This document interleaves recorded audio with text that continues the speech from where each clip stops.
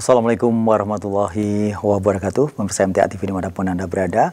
Alhamdulillahirabbil alamin. Puji syukur marilah kita aturkan kehadirat Allah Subhanahu wa taala. Hari ini kita diperkenankan untuk bertemu kembali di sebuah acara yang akan menyajikan perjalanan atau kisah hidup seorang manusia yang menjemput hidayah Sang Khalik. Salawat serta salam semoga tercurah kepada junjungan kita Rasulullah Muhammad SAW beserta para keluarga, para sahabat, dan para penegak sunnah-sunnahnya. Pemirsa dimanapun Anda berada, inilah acara hikmah. Dan setiap kali acara hikmah ini ditayangkan, tentu saja kita akan belajar dari seseorang bagaimana menyikapi uluran Sang Khalik dengan hidayahnya. Namun kita akan bisa ikuti lebih detail hari ini dengan seseorang yang saat ini hadir melalui layanan Zoom dari wilayah Temanggung, Jawa Tengah. Langsung kita sapa beliau, Bapak Sutrisno. Assalamualaikum warahmatullahi wabarakatuh, Pak Sutrisno. Waalaikumsalam warahmatullahi wabarakatuh. Alhamdulillah. Bagaimana kabarnya untuk hari ini? Alhamdulillah baik, Mas. Iya, Pak Sutrisno, dalam keseharian ini maisah atau pekerjaannya apa? Di pembuatan kusen. Oh, iya, iya. Jadi kusen, ada pintu, ada jendela, dan lain sebagainya ya. Kayu ya? Ya. Ya. Baik, dan hari ini meluangkan waktu untuk bisa berbagi kisahnya di acara hikmah. Nah, Pak Trisno, sebenarnya Pak Trisno ini juga pernah kami wawancarai di acara silaturahim akad pagi. Namun kali ini insya Allah akan lebih detail karena waktunya lebih panjang.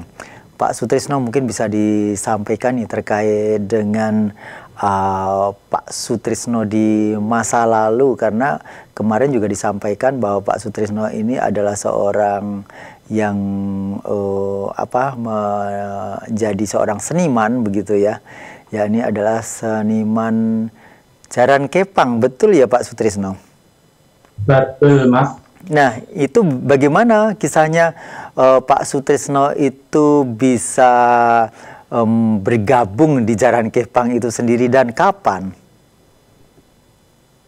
Ya, itu semasa saya masih bujangan pada umur kira-kira 16 atau 17 tahun.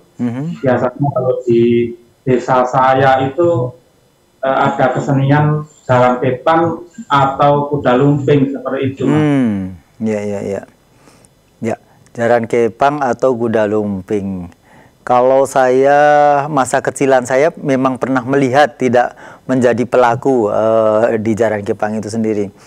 Itu biasanya di alun-alun ya. Waktu itu mungkin di acara sekaten begitu. Jadi di tanah lapang, kemudian di sana seseorang tidur diselimuti dengan kain atau jarik begitu ya.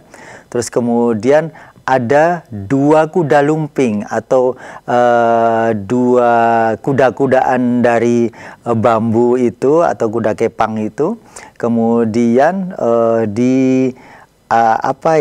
disandarkan, saling disandarkan sehingga orang tersebut ada di bawahnya. Apakah seperti itu Pak Sutrisno di Temanggung?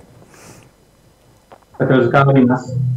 Itu kuda lumping sebelum kita main itu, sementara kita belum keluar itu kuda lumping dijadikan satu seperti itu. Nanti kita keluar bersama-sama untuk menuju ke tempat kesenian atau di tempat yang sudah disediakan oleh panitia. Iya. Apa sih menjadi persyaratan menjadi pelaku atau penari kuda lumping itu sendiri? Ya, kita belajar ya dari awal sampai kita bisa menari. supaya nanti dalam pertunjukan itu kita bisa menari dengan baik dan bisa menyenangkan hati masyarakat yang menonton pada waktu kesenian itu berlangsung.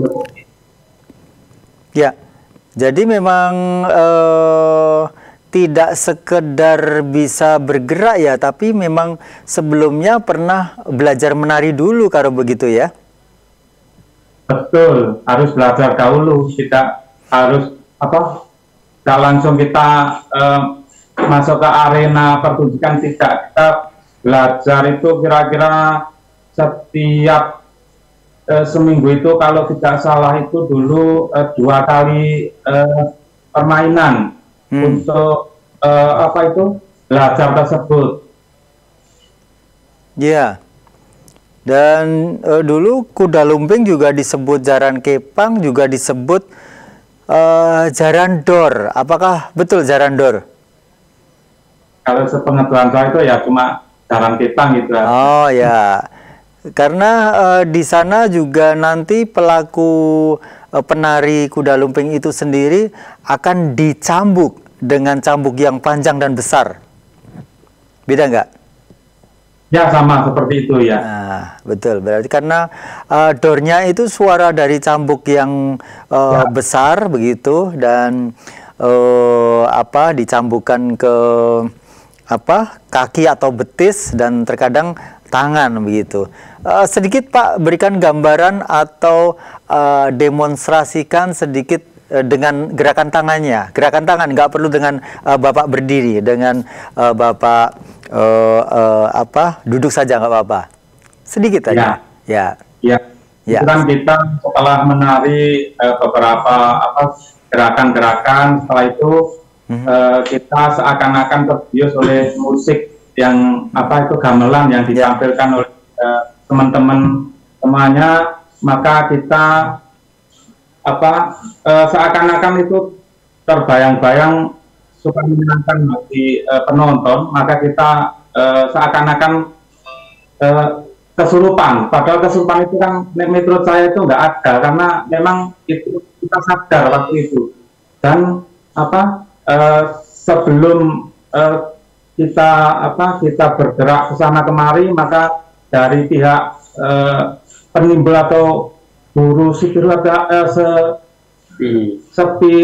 ritual itu memegang semeti, maka kita tangannya diacungkan ke depan, langsung semetinya itu diayunkan ke tangan kita atau ke kaki kita, seperti itu, Mas.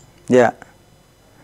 Iya, ada gerakan misalnya untuk tangannya, kalau saya mungkin sedikit mengetahui istilahnya ulap-ulap atau tawing begitu, Bapak bisa memeragakan?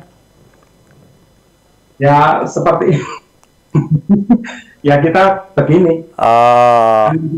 Ini langsung seperti itu disabetkan. Ya, maka tapi kalau kena yang paling ujung itu sakit. Ya. Jadi kalau memang tidak begitu ujung, maka di sana sebenarnya biasa ya Pak ya, termasuk juga di kaki ya. Ya. Dan apakah ada juga penari lain selain pelaku jaran kepang ini, Pak Sutrisno? Maksudnya ada yang lain seperti saya seperti itu? Ya. Kalau di reog kan ada pentul tembem ya, kemudian ada pujangganom dan lain sebagainya. Tapi kalau di jaran kepang atau kuda lumping ini, apakah ada penari yang lain juga, Pak? Ada, itu namanya barongan. Oh, barongan. Atau pentulan seperti itu. Ya. Maka ya. Berarti kalau pentulnya kan tidak dicambuk ya, yang dicambuk kan yang pemain jaran kepangnya ya. Ya, nantinya kalau dia itu seakan-akan kesurupan, ya dia juga nanti dibuang alatnya itu, nanti dicambuk juga. Oh ya. Baik. Dan ternyata yang dicambuk kemudian Bapak memerankan itu ekspresi Bapak yang Bapak butuhkan itu seperti apa? Seperti Bapak tidak merasakan apa-apa, atau Bapak apa ya, perasaannya itu geli sebenarnya saya mengelabui penonton, atau bagaimana? Ya, sebenarnya setelah semeti itu disabetkan ke tangan kita, maka kita terasa sakit di antara tangan atau kaki kita.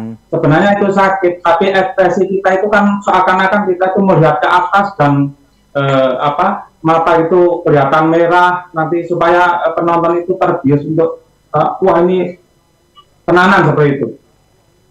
Ya, jadi orang agar menganggap diri Pak Sutrisno itu seperti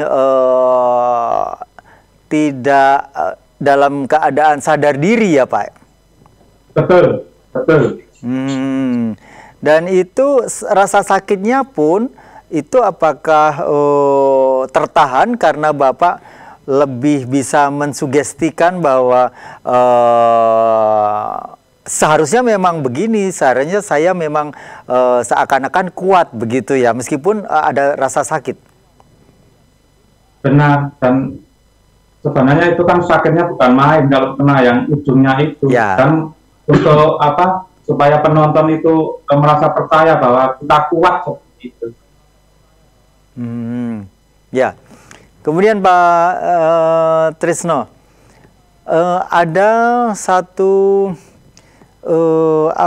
atraksi juga di sana. Terkadang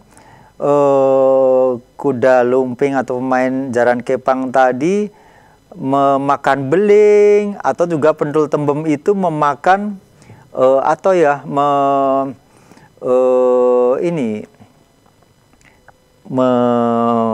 masukkan seperti api begitu, kawat yang di sana di pucuknya ada api, kemudian dilahap begitu, kemudian sampai akhirnya api tersebut mati. Nah, seperti itu apakah juga dilakukan waktu Bapak melakukan kegiatan kuda lumping tadi? Ya, kalau pengalaman saya yang sudah terjadi itu, kita makan genting juga, nanti semprong itu yang untuk lampu teplok yang dulu itu, sama ayam hidup itu pernah saya. Semprong itu adalah beling ya. Ketika pecah maka pasti di sana akan tajam. Nah, apakah pernah Bapak juga melakukannya, kemudian sebenarnya itu dilakukan dengan kondisi sadar ya Pak ya? Ya, itu sadar sekali. Sadar sekali. Dan ya, dan Bapak pernah ternyata dengan memaksakan diri memakan itu dan ingin menunjukkan bahwa Bapak itu adalah kesurupan, kemudian di sana Bapak menjadi seorang yang lebih berdaya begitu.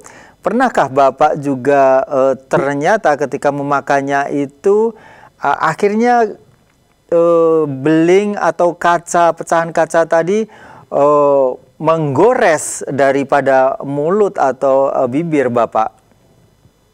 Pernah juga kena bibir, itu sobek, tapi karena ya kita kan sebagai penari dan itu menganggap supaya kita itu terlihat kuat, maka kita setelah makan itu dikunyah-kunyah, tidak dimakan. Kalau saya tidak dimakan langsung ke perut, tapi kita masuk ada suatu embor seperti yang isinya air dan kembang, itu nanti setelah makan itu kita punya sampai kecil-kecil, nanti kita berkumur di baskom tersebut yang sudah ada airnya dan kembangnya tersebut. Ya. Jadi ketika Bapak meminum air tadi sebenarnya Bapak juga memuntahkan pecahan kaca yang ada di mulut ya? Betul sekali. Oh, begitu. Dan kemudian saya juga pernah melihat bahwa air tadi disiramkan di tanah begitu, dan peraganya itu juga meminum atau menjilat-jilat air yang ada di rerumputan tadi. Ya, itu cuma buat supaya apa yang sudah dimuntahkan kita ke tempat itu tidak kelihatan ada seperti itu. Ya, ya, ya. Baik. Jadi selama ini anggapan orang ketika ada pertunjukan-pertunjukan rakyat yang semacam ini sebenarnya itu semuanya adalah bohong ya Pak ya? Palsu. Palsu. Nah, karena Bapak sendiri yang melakukannya, jadi Bapak bisa bercerita lebih natural begitu. Nah, pemirsa dimanapun Anda berada, hari ini Anda bagi yang ingin bertanya tentang dunia Pak Sutrisno di masa lalu, tentang beliau sebagai seorang pelaku penari jaranan atau kuda lumping, silakan. Telepon di 02716793.000, SMS WA di 08112553.000. Dan tentu saja nanti kita juga akan bertanya hingga sampai akhirnya Bapak ini menjadi seorang yang mengaji Quran Sunnah di Majelis Tafsir Al-Quran. Namun sebelumnya kita ikuti jeda pariwara berikut ini.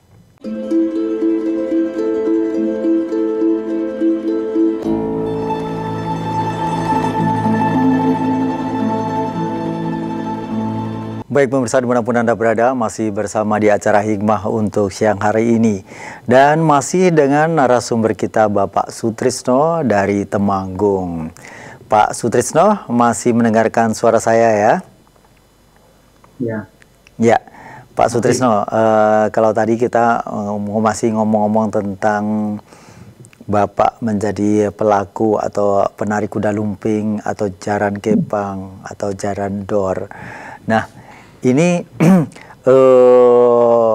kapan Bapak mulai berhenti? Oh ya, setelah lama-lama itu kan tidak aktif dari perkumpulan kuda lumping itu, maka kita berhenti kira-kira saya umur 19 tahun. Masih sangat muda ya. Berapa sih Pak kalau pas pentas jaran dor atau jaran kepang itu Bapak mendapatkan honor berapa? Itu tidak ada honornya Mas. Itu cuma dari pihak panitia itu mengasih uang untuk ganti sabun atau uang untuk untuk kebersihan itu aja. Oh, ya. Ya, jadi itu karena mungkin kegiatan itu hanya dilakukan di waktu-waktu tertentu saja ya, mungkin ya. Mungkin pas jelang 17-an atau karnaval atau apa, begitu ya? Itu ada juga yang nanggap seperti itu. Kalau dari tanggapan itu, kalau pemain itu tak mendapatkan uang saku seperti itu, jadi itu untuk perkumpulan aja, untuk khas. Ya, berapa Pak? Tahu Pak? Ya kalau dulu itu 250 atau 300 seperti itu. Ya. Baik. Kemudian Bapak ini sekarang menjadi warga ngaji ya. Nah ini sesuatu yang pasti jauh beda dengan masa lalu Bapak yang notabene sangat banyak di masalah berbohong ketika pura-pura ini kesurupan dan lain sebagainya. Nah kalau dengan Bapak mengenal Majelis Tafsir Al-Quran itu bagaimana ceritanya? Nah itu dulu kan saya tadinya bekerja nukang seperti itu, nukang batu. Nah, itu ada seorang teman dari desa saya memberitahukan bahwasannya di Rago itu ada pengajian seperti itu. Nah, pengajian tersebut namanya tidak disebutkan, cuma pengajian di gelombang ini seperti itu kan. Dulu kan gelombang di Banyurip itu gelombang berapa kurang tahu, tapi itu sangat jelas tadinya. Ya, oh jadi awalnya di diberitahu oleh temannya bahwa di radio ada pengajian. Mengapa Bapak keterusan untuk menyukai kajian yang ada di radio tersebut? Ya, tadinya itu saya kurang suka. Dasar dari dulu Ustadz almarhum dengan kajian itu, tetapi saya setiap hari menyimak kajian itu dari pagi, nanti siang ada, sore ada, itu setiap hari. Dulu itu pakai radio, saya bawa ke sawah seperti itu. Ya. Di satu sisi Bapak menyampaikan kurang suka, tapi di sisi lain Bapak membawa radio itu hingga ketika Bapak ke sawah. Bagaimana ini? Tidak suka tapi membawa pengajian di radio itu kemana-mana? Ya karena apa-apa tidak boleh itu tadinya sebelum masuk ke hati itu kan apa-apa kok ngaji kok tidak boleh, begini tidak boleh seperti itu kan. Nah, makanya saya kurang suka, tetapi setelah kita mendalami dan apa yang disampaikan itu Al-Quran, maka saya membeli Al-Quran terjemah. Maka setelah disampaikan ayat ini, surat ini, maka saya buka, ternyata itu sama. Maka padahal saya tidak beli di tempat pengajian tersebut. Ya, ya. Berarti Bapak membuktikan bahwa apa yang disampaikan di pengajian termasuk terjemahannya pun begitu, Al-Quran yang ada di mana-mana itu sama terjemahannya, begitu ya Pak ya? Benar ya. Ya, ya, ya. Dan mulai kapan Bapak akhirnya mencoba untuk mengetahui di mana MTA di wilayah Bapak, begitu? Kapan? Itu setelah kurang lebih 2 bulanan saya mendengarkan dari radio itu, saya coba-coba, kan di tempat saya itu kan ada yang ngaji tapi jauh seperti itu kan. Nah, makanya setelah kita ngomong-ngomong, bertemu terus ngomong-ngomong, saya mau ikut ngaji, maka teman yang satunya itu mengajak saya ke tempat, tadinya kelompok, bukan ke perwakilan, tapi kelompok dulu. Ya. Ya. Apa yang Bapak mendapatkan kesan di sana dengan pengajian, dengan teman-teman yang ada di pengajian itu? Ya, teman-teman serasa akrab ya. Walaupun itu belum pernah bertemu atau kita saling mengenal, ternyata setelah dalam kajian itu kita serasa bersaudara seperti itu. Ya. Jadi Bapak merasakan kenyamanan ya. Dan apakah waktu itu juga yang semula tidak cocok itu akhirnya lama-kelamaan jadi mulai beralih dengan pemahaman yang ternyata karena cocok dengan Quran, Bapak sudah tidak bisa mengelak lagi bahwa apa yang disampaikan ini adalah satu kebenaran. Betul, betul Mas. Ya, dan Pak Trisno ini ketika mengaji waktu itu datang bersama istri waktu bergabung pertama kali? Belum, itu cuma saya. Nah, setelah lama-lama sampai itu bergabung ke perwakilan itu malah baru-baru sekarang itu. Tapi sudah melaksanakan apa yang disampaikan Al-Quran Sunnah itu sudah masuk ke hatinya, tetapi belum bergabung tadinya. Setelah akhir-akhir ini tahun 2021 masuk, maka sekarang sama istri dan anak. Ya, kalau Pak Trisno sendiri mulai bergabung tahun berapa Pak? Kalau kurang tidak salah itu tahun 2010 atau 11, akhir 10 Desemberan ya, November atau Desember. Ya. Jadi Bapak sudah lebih dulu ya, berarti sudah mungkin 10 tahun baru ibu ikut. Ikutnya ibu karena diajak bapak atau karena panggilan hati ingin bergabung juga? Di samping ajakan juga karena ingin ikut sendiri, karena ya memang sudah lama yaitu mendengarkan atau dari radio tersebut, tapi karena istri saya itu kan tadinya ngomong orang tua yang tidak bisa ditinggalkan, maka ya setelah orang tua itu meninggal, maka dia baru mau ke perwakilan. Ya, memang di sana berarti ketika waktu itu harus melayani atau membantu orang tua karena sedang sakit waktu itu ya. Ya. Kemudian Pak, kalau Bapak mengaji itu pasti berubah.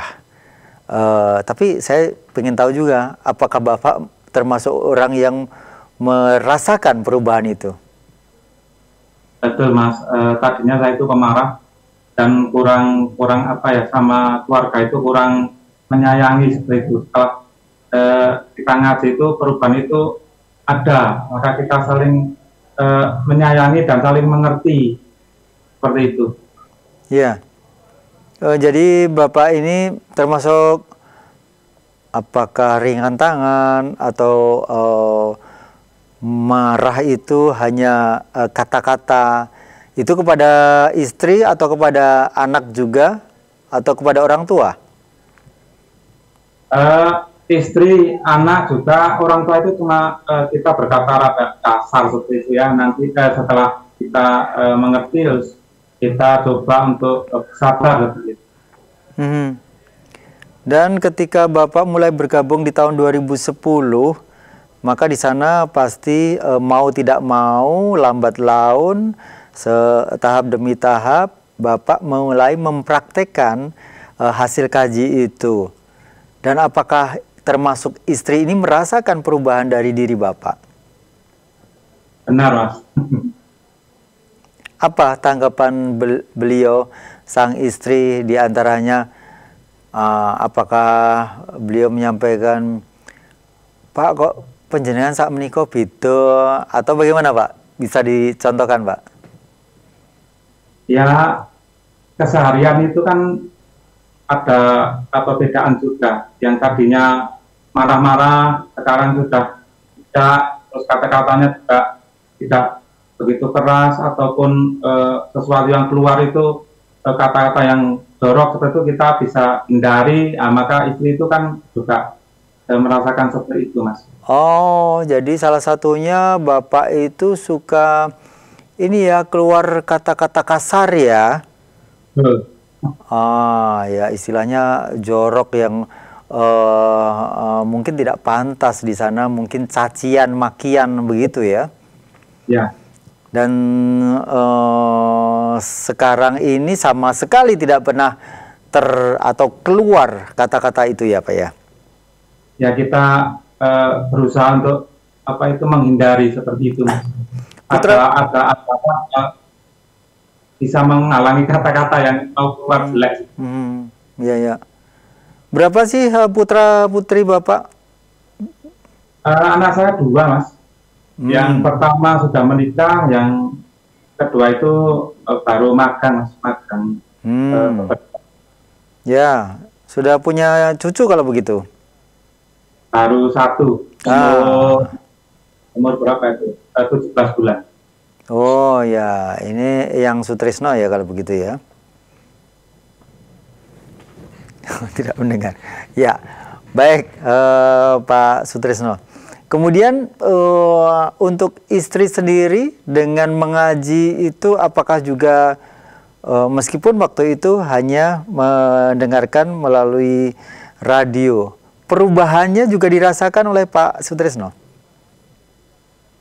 Betul Mas, istri juga terus ada sayang sama suami itu kan yang tadinya kurang perhatian, sekarang kalau kita keluar dia bilang jangan malam-malam seperti itu, kalau apa ya, kalau menyiapkan makanan ya walaupun kesel atau apa ya, badan tidak enak itu tetap menyiapkan untuk saya. Jadi semuanya dengan rasa ikhlas dalam rangka untuk ibadah, menyiapkan segala kebutuhan suami itu sudah menjadi bagian dari sesuatu yang setiap harinya dikerjakan oleh istri, begitu Pak? Betul. Ya, ya. Dan kemudian Pak Trisno, selama ini kegiatan-kegiatan yang diikuti di kajian di Temanggung apa saja Pak? Karena di Majelis Tafsir Al-Quran ini banyak sekali hal yang bisa diikuti, begitu Pak? Ikut Satgas Mas. Satgas. Oh, Satgas. Ya. Ya, ya. Di Temanggung saja atau di cabang saja, atau Bapak ini sebagai koordinator atau bagaimana, atau anggota? Koordinator Temanggung Mas. Wah, ini dari sisi apa, postur Bapak ini sudah memperlihatkan pasti pantas sekali ini kalau pas menggunakan busana Satgas ya. Ya. Kemudian ini sudah sejak kapan Pak Trisno mulai bertugas sebagai Satgas? Yaitu setelah masuk itu setahun kemudian kita menjadi Satgas. Oh begitu, jadi tidak selang lama langsung Bapak ini diamanahi untuk menjadi koordinator Satgas begitu. Berarti di wilayah perwakilan Temanggung kalau begitu? Ya, di perwakilan Temanggung. Ah, ya, ya. Dan selama ini apa sih yang merasa Bapak rasakan suka di kegiatan persatgasan ini, Pak? Ya, kalau Satgas itu kan kalau ada sesuatu, ada kegiatan dari perwakilan itu atau itu membangun rumah, atau yang biasanya sekarang itu ada itu loh, penebangan kayu yang dianggap angker atau werit, itu kita kalau diajak atau untuk memotong kayu tersebut, kita laksanakan dengan ikhlas dan baik. Oh, jadi di lingkungan Bapak masih banyak orang-orang yang mempercayai kekeramatan mungkin pohon atau yang lain. Mungkin bisa diceritakan tentang hal ini, Pak? Iya, kemarin itu dari wilayah Kaloran itu ada 3 tempat itu yang dianggap keramat tersebut, maka dari pihak warga meminta untuk menebangnya, maka kita dari Satgas atau NSAR perwakilan Temanggung diminta untuk itu, maka kita laksanakan dengan baik, dan ternyata memang tempat itu tidak ada apa-apanya, karena yang namanya orang sana itu kan percaya di tempat-tempat seperti di kuburan atau di kali-kali yang pohonnya itu besar, maka dia takut untuk menebangnya, maka dari pihak warga sana itu meminta bantuan dari SAR atau Satgas kita, Mas. Dan itu sebenarnya menjadi satu peluang untuk warga kita untuk mensiarkan bahwa segala sesuatu di luar Allah itu tidak ada kekuatan sama sekali. Apakah itu juga disampaikan, Pak? Dan bagaimana menyampaikannya? Ya, kita dengan action saja, Mas. Bahwasanya di situ ya katanya seperti itu, kita begitu tebang terus memang kita tidak ada apa-apanya ini tempat ini. Makanya ya karena sudah keyakinan, maka memang agak berat untuk menyelesaikan kita berkata-kata seperti itu, maka ya kita action saja. Ya. Berarti nanti di bagian Satgas ada juga juru bicaranya yang mungkin selain actionnya, tapi bisa menyampaikan juga ini. Karena ini penting untuk mensiarkan bahwa segala sesuatunya itu semuanya atas izin Allah dan tidak ada kekuatan yang lain, semata-mata hanya dari Allah, begitu ya Pak Sutrisno.